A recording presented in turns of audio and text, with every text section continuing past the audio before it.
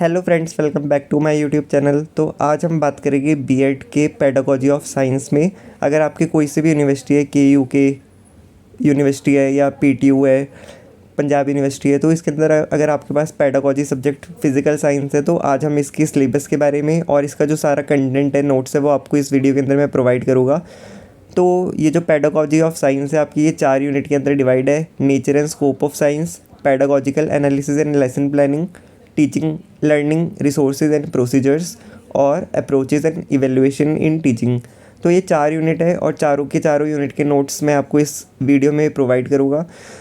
तो सबसे पहले जो यूनिट 1 है, nature and scope of science, इसमें आपके पास क्वेश्चन आता है write meaning nature and scope with reference to science and its branches.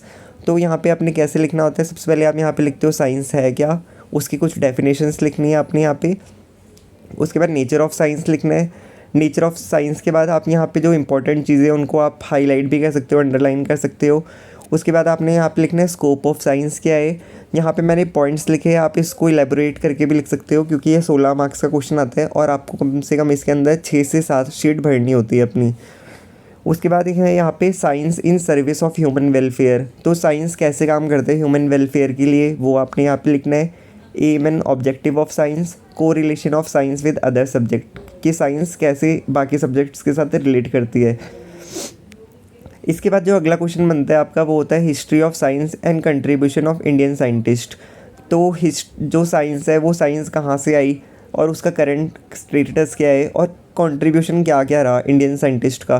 तो ये आपसे जनरली 4 मार्क्स में पूछा जाता है, कई बहुत रेयर आपसे 16 मार्क्स में पूछा जाता है ये। तो यहाँ पे आप किसी भी 2-3 साइंटिस्ट के बारे में पढ़ लेना कि उनका साइंस में कैसे कंट्रीब्यूशन था, जैसे कि अब्दुल कलाम, सीवी रमन, चंद्रशेखर, ये इनके बारे में पढ़ लेना आप। उसके बाद है यहाँ पे aim and objective of science. तो यहाँ पे भाई अब हमने ऑब्जेक्टिव लिखना है साइंस पढ़ाने का, क्या हमारा क्या क्या ऑब्जेक्टिव है साइंस पढ़ाने के। तो आप यहाँ पे लिख सकते हो कि भाई प्राइमरी लेवल के बच्चों को हम साइंस क्यों पढ़ाते हैं, उसके क्या ऑब्जेक्टिव है, मिडिल लेवल एलिमेंट्री लेवल पे क्या है, हायर सेकेंडरी लेवल पे क्या है। तो यहाँ पे आप क्वेश्चन को बड़ा करने के लिए, 16 मार्क्स का बनाने के लिए यहाँ पे अलग अलग तरीके से एलेबोरेट करके लिख सकते हो। इसके बाद अगला क्वेश्चन है ब्लूम टैक्सोनॉमी क्या है।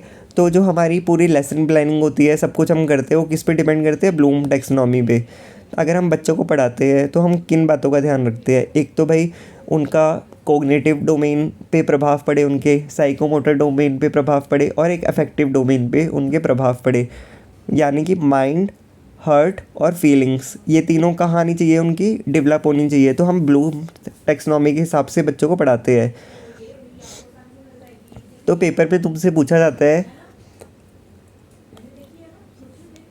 कि ब्लूम्स टैक्सोनॉमी क्या होती है। तो यहाँ पे तुमने क्या लिखना है, थोड़ा सा इसका इंट्रो देना है कि ब्लूम टैक्सोनॉमी का मतलब होता है लॉफुल एंड ऑर्डर अरेंजमेंट। ये बेंजामिन ब्लूम ने दी थी 1956 के अंदर। इसका जो वो था एजुकेशन ऑब्जेक्टिव्स को क्लासिफिकेशन करना था, इसको 2001 में रिवाइज किया गया। इसके हमारे 3 लेवल होते हैं, 3 domains, cognitive, affective and psychomotor domain. तो यहाँ पे जो कॉग्निटिव डोमेन है इसके बारे में आपसे पूछा जाता है कि भाई कॉग्निटिव डोमेन को अच्छी तरीके से एक्सप्लेन करो। तो यहाँ पे knowledge, comprehension, application, analysis, synthesis, evaluation, तो आपको इन सबको एक्सप्लेन करना है, जैसे यहाँ पे मैंने किया हुआ है। कॉग्निटिव डोमेन के बारे में, कॉग्निटिव होता है जो आपके माइंड से रिलेटेड होता है, तो आपको यहाँ से वो देख के यहाँ से पढ़ सकते हो आप। इसके अंदर knowledge, comprehension, application, analysis, synthesis, evaluation. फिर अफेक्टिव डोमेन, साइकोमोटर डोमेन, इसके अंदर कौन कौन से स्टेप्स आते हैं वो आपको यहाँ पे लिखने हैं। यहाँ से आप स्क्रीनशॉट लेके अपने नोट्स पे प्रिपेयर कर सकते हो। और अगर आपको कोई डाउट है, अगर आप किसी पर्टिकुलर टॉपिक पे वीडियो चाहते हो तो आप मेरे को कमेंट सेक्शन में बता सकते हो। इसके बाद जो अगली यूनिट है हमारी, वो है unit number 2, pedagogical analysis and lesson planning. तो अभी हमने ऊपर देखी थी ब्लूम्स टैक्सोनॉमी, तो उसके बाद यहाँ पे आता है कि पेडागोजिकल एनालिसिस क्या होता है। पेडागोजिकल एनालिसिस क्या होता है, इसके अंदर हम क्या करते हैं, जब हम किसी को पढ़ाने लगते हैं, किसी बच्चे को, तो हम कंटेंट को ना छोटे छोटे हिस्सों में तोड़ देते हैं ताकि उसकी हम अच्छी तरीके से एनालिसिस कर सके। तो उसको कहते हैं हम पेडागोजिकल एनालिसिस। एक टीचर के लिए पेडागोजिकल एनालिसिस बहुत ज़्यादा इंपॉर्टेंट होती है ताकि वो बच्चों को एकदम अच्छे ढंग से पढ़ा पाए। जब हम पेडागोजिकल एनालिसिस करते हैं तो इसके 4 बेसिक स्टेप होते हैं। सबसे पहले हम आइडेंटिफिकेशन करते हैं कॉन्सेप्ट का, फिर उसके बाद हम देखते हैं कि भाई उससे आउटकम्स क्या आएगी, बिहेवियर आउटकम्स। फिर एक्टिविटीज़ एंड एक्सपेरिमेंट और इवैल्यूएशन टेक्निक, यानी कि सबसे पहले हम कंटेंट एनालिसिस करते हैं कि भाई हमने पढ़ाना क्या है। उसके बाद हम देखते हैं उसके ऑब्जेक्टिव्स क्या है पढ़ाने के। फिर हम मेथड्स लिखते हैं कि भाई हम किस मेथड से पढ़ाएंगे, क्या क्या टूल्स हमें चाहिए होंगे। उसके बाद जो हमने पढ़ाया है अब हमें उसको इवैल्यूएट भी तो करना है कि भाई बच्चों को पढ़ाया हुआ समझ में आया या नहीं आया। तो लास्ट में हम लिखते हैं इवैल्यूएशन टेक्निक। तो ब्लूम्स टैक्सोनॉमी, ये जो हमारा लेसन प्लानिंग है और पेडागोजिकल एनालिसिस है, इसके 4 बेसिक स्टेप है। ये आपको अच्छी तरीके से याद करने और इनको आगे एक्सप्लेन करके लिखना है। तो यहाँ पे हमने लिखा है कि भाई लेसन प्लानिंग क्या होती है। लेसन प्लानिंग होती है, टीचर अगर क्लास में पढ़ाने जा रहा है तो वो पहले से प्लान करता है कि उसने क्या पढ़ाना है, कैसे पढ़ाना है, कितने ड्यूरेशन में कितना टॉपिक ख़त्म करना है, तो उसको कहते हैं लेसन प्लानिंग। ये एडवांस में की जाती है कि what I am teaching, how will I teach, when will I teach, how will I check students. तो ये क्या एक प्री प्लान्ड एक्टिविटी है। तो यहाँ पे 3 स्टेजेस होती है इसकी फेस। एक तो पढ़ाने से पहले टीचर सोचती है, एक टीचिंग फेस आता है और एक पोस्ट टीचिंग फेस। पढ़ाने के बाद भी टीचर सोचती है कि बच्चों को जो मैंने पढ़ाया वो समझ में आया या नहीं आया। तो ये इंपॉर्टेंट है, ये आपका 16 मार्क्स में क्वेश्चन पूछा जाता है। तो इसको एज इट इज़ आप लिख के आ सकते हो, तो आपको यहाँ पे फुल मार्क्स मिलेंगे। अब यहाँ पे है need and importance steps in lesson planning. क्या है, सबसे पहले हम प्रिपेयर करते हैं कि हमें क्या पढ़ाना है। उसके बाद हम उसकी प्रेजेंटेशन प्रिपेयर करते हैं। उसके बाद हम एसोसिएशन करते हैं, उसका कंपैरिजन करते हैं। उसके बाद उसकी जनरलाइजेशन करते हैं, उसकी कोई एप्लीकेशन देखते हैं। और उसके बाद हम क्या करते हैं, उसका रिकैप्चुलेशन मतलब उसको बच्चों से बाद में पूछना कि हमने क्या पढ़ाया आपको, क्या आपको समझ में आया, उसका हम क्या करते हैं, रिकैप्चुलेशन करते हैं। उसके बाद यहाँ पे डेफिनेशन है कुछ लेसन प्लानिंग की। Characteristics of good lesson plan क्या होते हैं, वो क्या होता है, रिटन फॉर्म में होना चाहिए। टीचिंग और टीचिंग मेथड्स उसके अंदर होने चाहिए। और एक स्टैंडर्डाइज्ड फॉर्मेट जो हमने 4 ऊपर डिस्कस करे थे उसको फॉलो करना चाहिए। इसके अंदर ऑडियो विजुअल एड जो होती है वो भी यूज़ करनी चाहिए। और एक एवरेज जो बच्चा का जो कॉग्निटिव एबिलिटी होती है उसको ध्यान में रख के हम कोई भी लेसन प्लान बनाते हैं, ताकि हम जो पढ़ा रहे हैं वो हर एक बच्चों को समझ में आए। इंडिविजुअल डिफरेंस का यहाँ पे ध्यान रखा जाता है। पेडागोजिकल एनालिसिस के क्या क्या स्टेप्स होते हैं, नीड्स क्या है पेडागोजिकल एनालिसिस की, तो वो सब कुछ मैंने यहाँ पे लिखा हुआ है। आप स्क्रीनशॉट लेके अपने नोट्स यहाँ से प्रिपेयर कर सकते हैं। उसके बाद है meaning, principle and steps in curriculum construction. Curriculum क्या होता है, अब भाई हमने इससे पहले अंडरस्टैंडिंग डिसिप्लिन का पेपर दिया था, उसके अंदर हमने पढ़ा था सिलेबस और करिकुलम 2 चीज़ें होती है। सिलेबस होता है कि जो लेसन यूनिट्स बच्चे पढ़ेंगे, ठीक है, यानी कि करिकुलर एक्टिविटीज़ क्या होती है हमारी, सिलेबस। और करिकुलर एक्टिविटीज़ प्लस को करिकुलर एक्टिविटीज़ क्या कहलाती है, करिकुलम।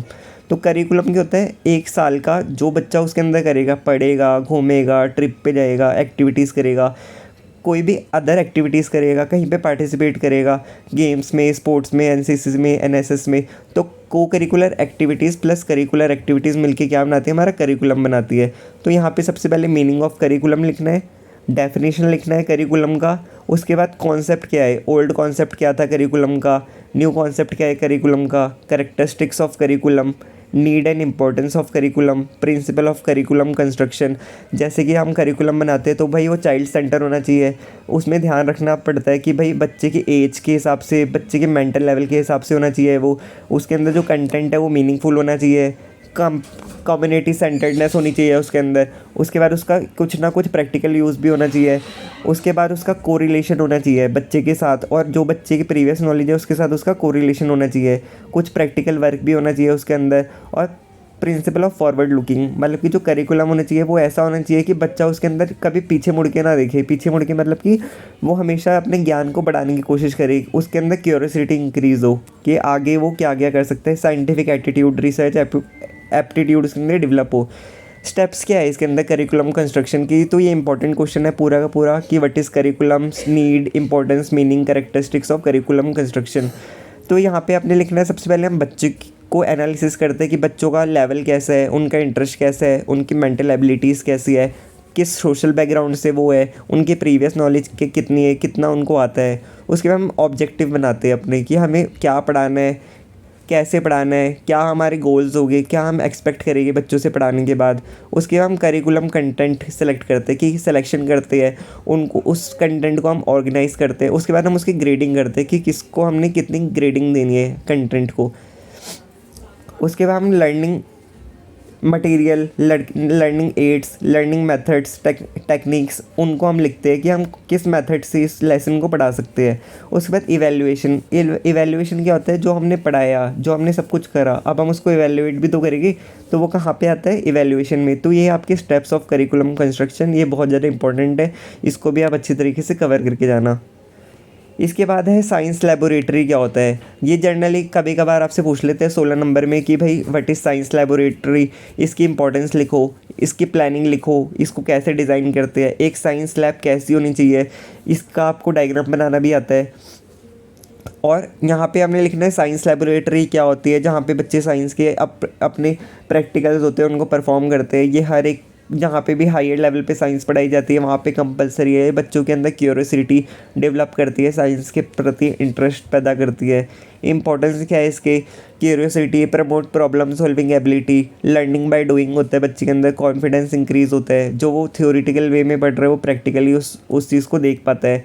अब प्लान कैसे करते हैं, हम प्लान कैसे करते हैं, दो टाइप की हमारे पास साइंस लैब होती है, एक होती है फॉर हायर स्कूल और एक होती है सेकेंडरी स्कूल।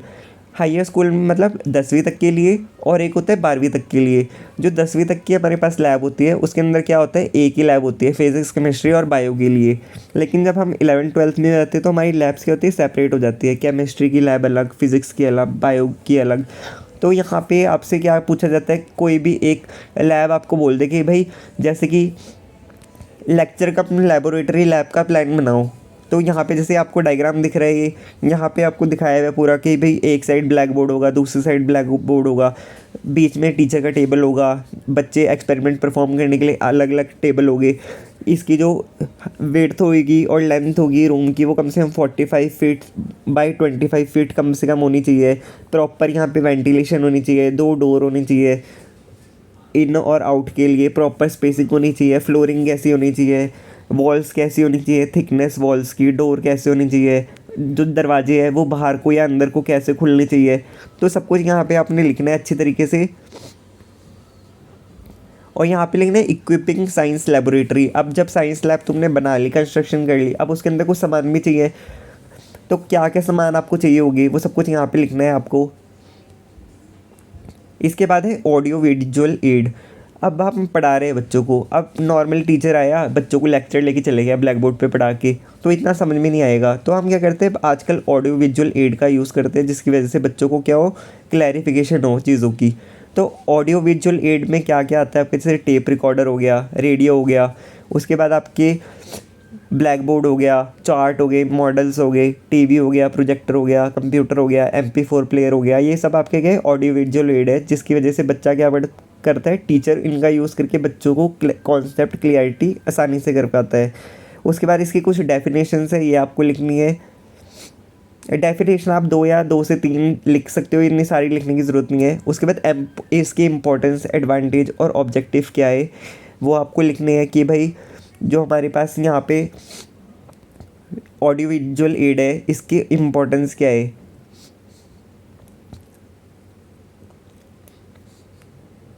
ये क्या करता है, बच्चों के अंदर इंटरेस्ट क्रिएट करता है, मोटिवेटर का काम करता है, और टीचर और स्टूडेंट के बीच में एक वर्बल कम्युनिकेशन प्रोवाइड करता है, एक लर्निंग को एक परमानेंट रूप में बच्चों के माइंड में डाल देता है, कॉन्सेप्ट की इमेज बच्चों के माइंड में क्लियर हो जाती है, एनर्जी और टाइम को सेव करता है, और जो इंडिविजुअल डिफरेंस होता है बच्चों के अंदर उसके बिहाफ पे इसको पढ़ाता है। तो यहाँ पे कुछ आपको ऑडियो विजुअल एड को एक्सप्लेन कर देना है, जैसे चार्ट के बारे में लिख देना है, रेडियो के बारे में लिख देना है, ब्लैक बोर्ड के बारे में लिख देना है, उसके एडवांटेजेस क्या है, डिसएडवांटेजेस क्या है, ऑब्जेक्टिव क्या है। इसके बाद टेक्स्ट बुक एनालिसिस, ये आपका understanding discipline in school subjects में भी है। एक अच्छी टेक्स्ट बुक क्या होती है और उसकी पहचान कैसे की जाती है, तो यहाँ पे आपने लिखना है वो सब कुछ। टेक्स्ट बुक क्या होता है, टेक्स्ट बुक एनालिसिस क्या होता है, उसको आइडेंटिफाई करना बुक को कि उसके फीचर्स क्या क्या है, उसकी कैरेक्टरिस्टिक्स क्या है, ऑब्जेक्टिव क्या है, क्या वो बुक इफेक्टिव है भी या नहीं है। किसी भी बुक को हम 2 तरीके से एनालिसिस कर सकते हैं, एक होता है फिजिकल एस्पेक्ट और एक होता है हमारा साइकोलॉजिकल एस्पेक्ट। बुक का साइज़ कैसा है, उसका कवर पेज कैसा है, उसका टाइटल कैसा है, उसका पब्लिशर, एडिशन, प्राइस। बुक भाई साइज़ नॉर्मल होना चाहिए, कवर पेज अट्रैक्टिव होना चाहिए, टाइटल इंटरेस्टिंग होना चाहिए, पब्लिशर क्या होना चाहिए, फेमस होना चाहिए, एडिशन न्यू होना चाहिए, प्राइस मिनिमम होना चाहिए, कलर्स अट्रैक्टिव होने चाहिए, नंबर ऑफ पेजेस ना ज़्यादा होनी चाहिए ना ज़्यादा कम होनी चाहिए, पेपर थिकनेस नॉर्मल होनी चाहिए, पेपर क्वालिटी हाई होनी चाहिए, diagram should be neat and clean, font size should be proper ताकि वो इजीली विजिबल हो। अब साइकोलॉजिकल एस्पेक्ट क्या होते हैं अदर देन फिजिकल एस्पेक्ट्स, जैसे कि कंटेंट एक्यूरेट होना चाहिए, कंटेंट बच्चों के बेटर लेवल से होना चाहिए, एग्जांपल क्या होनी चाहिए, अनबाइस्ड होनी चाहिए, लेबलिंग प्रॉपर होनी चाहिए, एक्टिविटीज़ भी होनी चाहिए, इवैल्यूएशन टेक्निक होनी चाहिए। तो ये क्या है आपका टेक्स्ट बुक एनालिसिस, ये भी आपका इंपॉर्टेंट है, ये भी आपसे 16 मार्क्स में पूछा जाता है, तो ये भी अच्छी तरीके से करके जाना। जैसे कि हमने 12th क्लास की फ़िज़िक्स की टेक्स्ट बुक एनालिसिस करी है, तो यहाँ से आप ये एग्जांपल देख सकते हैं। तो ऐसे आप टेक्स्ट बुक की एनालिसिस करते हैं।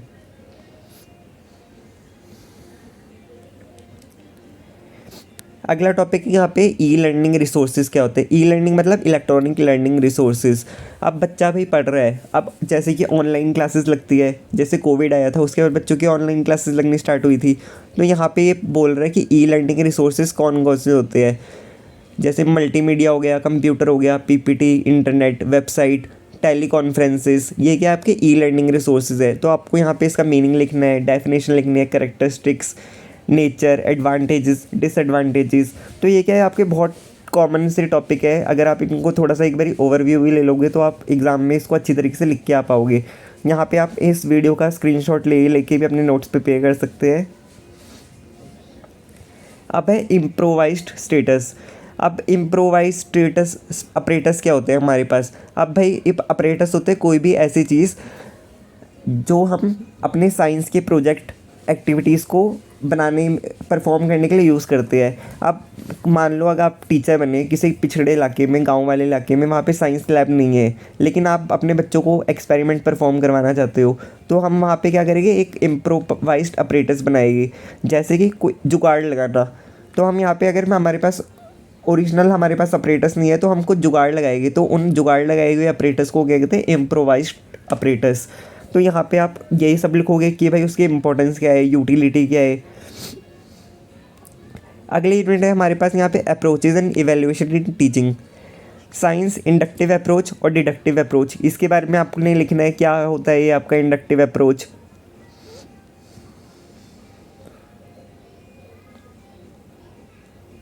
क्रिटिकल इंक्वायरी अप्रोच, मोरे प्रॉब्लम सॉल्विंग अप्रोच। ये आपसे पूछा जाता है 4 नंबर में, 16 नंबर में पूछ लेते हैं क्रिटिकल इंक्वायरी अप्रोच क्या होता है। Method of teaching science. अब साइंस पढ़ानी है, साइंस को पढ़ाने के कितने तरीके हैं हमारे पास, तो वो सब कुछ आपने यहाँ पे लिखने हैं, कैसे हम पढ़ा सकते हैं, लेक्चर, डेमोन्स्ट्रेशन, प्रोजेक्ट मेथड। उसके बाद हमारे पास यहाँ पे लेबोरेटरी मेथड, ये सब आपने यहाँ पे लिखना है और इनके बारे में आपको एक्सप्लेन करना है, इनके एडवांटेजेस, डिसएडवांटेजेस, ऑब्जेक्टिव, कंक्लूजन, ये सब कुछ आपने यहाँ पे लिखना है। उसके बाद है आपका लेबोरेटरी मेथड्स। उसके बाद ये इंपॉर्टेंट है CCE, curriculum and comprehensive evaluation. इसके अंदर आपने लिखना है कि CCE क्या होता है। CCE क्या होता है कि बच्चों का जो बर्डन है उसको कम करने के लिए आजकल क्या करा सरकार ने, CCE लेके आ गया। CCE के बेसिस पे क्या होता है, बच्चों को क्या होता है, इवैल्यूएट करा जाता है। तो इसके बारे में आपको सब कुछ लिखना है, इसके एम्स क्या थे, कैरेक्टरिस्टिक्स ऑफ CCE क्या है, फंक्शंस क्या है CCE के, इसके प्रोज एंड कॉन्स क्या है। अब अचीवमेंट टेस्ट क्या होता है, अचीवमेंट टेस्ट के बारे में लिखना है यहाँ पे आपको। डायग्नोस्टिक टेस्ट के बारे में लिखना है। तो ये आपके जो है ये क्या चीज़ें होती है, डायग्नोस्टिक टेस्ट और अचीवमेंट टेस्ट। अब हम बच्चों का टेस्ट ले रहे हैं क्लास के अंदर। अब कुछ बच्चे क्या होते हैं बहुत अच्छा परफॉर्म करते हैं, तो हम क्या करते हैं उनको अचीवमेंट टेस्ट के बेसिस पे उनको हम क्या करते हैं, प्रेस करते हैं, उनकी पॉजिटिव रीइंफोर्समेंट करते हैं। लेकिन अब कुछ बच्चे अच्छा परफॉर्म नहीं करते, वो क्या करते हैं जितना उनको करना चाहिए परफॉर्म उससे थोड़ा सा लो परफॉर्म करते हैं, तो हम उनको क्या करते हैं, डायग्नोस करते हैं, मतलब कि उनकी कमी फाइंड करते हैं कि भाई उनके अंदर कहाँ कमी रहेगी। तो टीचर क्या करती है, डायग्नोस्टिक टेस्ट लेके उन बच्चों की कमी को पता करती है, उसके बाद उनका क्या करती है, दोबारा से टेस्ट लेती है। ठीक है, तो ये होता है आपका अचीवमेंट टेस्ट और डायग्नोस्टिक टेस्ट।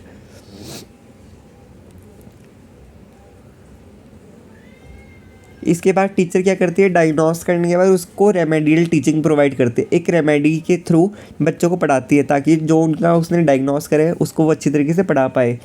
उसके बाद है टास्क एनालिसिस, और उसके बाद है लास्ट में क्वेश्चन बैंक। क्वेश्चन बैंक क्या होता है, जिसके अंदर अलग अलग तरह के क्वेश्चंस टीचर कंटेंट में से प्रोवाइड करती है, उसके एडवांटेजेस और डिसएडवांटेजेस क्या है।